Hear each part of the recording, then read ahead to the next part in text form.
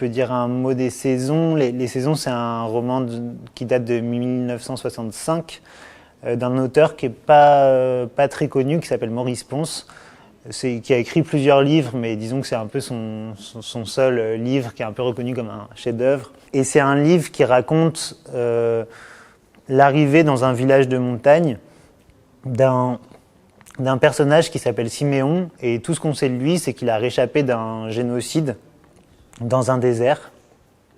Et il arrive dans ce village de montagne où, en fait, il y a 2 saisons, 40 mois de pluie, 40 mois de gel, et entre les deux, de la neige. Rien n'interdit de penser que ce qui est dans ce livre, c'est peut-être notre futur. C'est-à-dire qu'en fait, c'est pas un autre monde. Alors qu'à la première lecture, on pourrait penser que c'est que c'est une fantaisie. Mais en fait, rien n'empêche de penser que c'est simplement notre monde qui nous est donné à voir, mais dans quelques années, quand il n'y aura plus que 2 saisons, et que l'humanité aura du mal à survivre, parce que c'est de ça qu'il est question.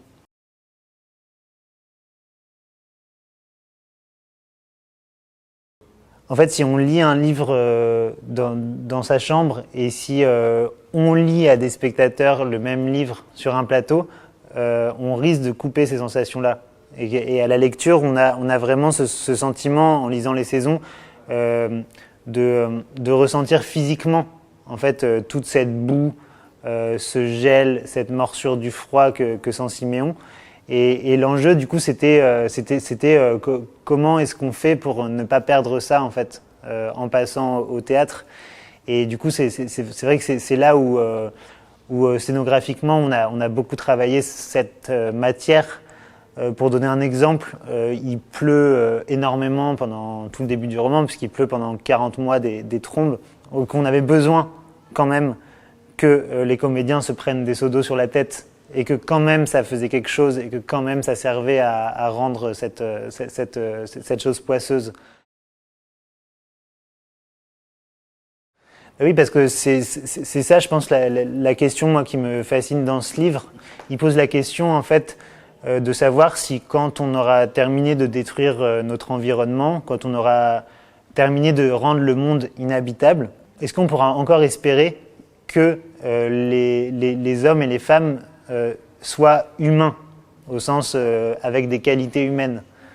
Et je trouve que c'est ça qui est très beau, en fait, c'est cette réflexion sur l'idée que notre environnement nous contamine, en fait, et qu'on ne pourra pas rester bon dans un monde horrible. J'adore ce personnage, je pense qu'il y a un peu d'identification, parce que c'est quand même une figure de l'artiste.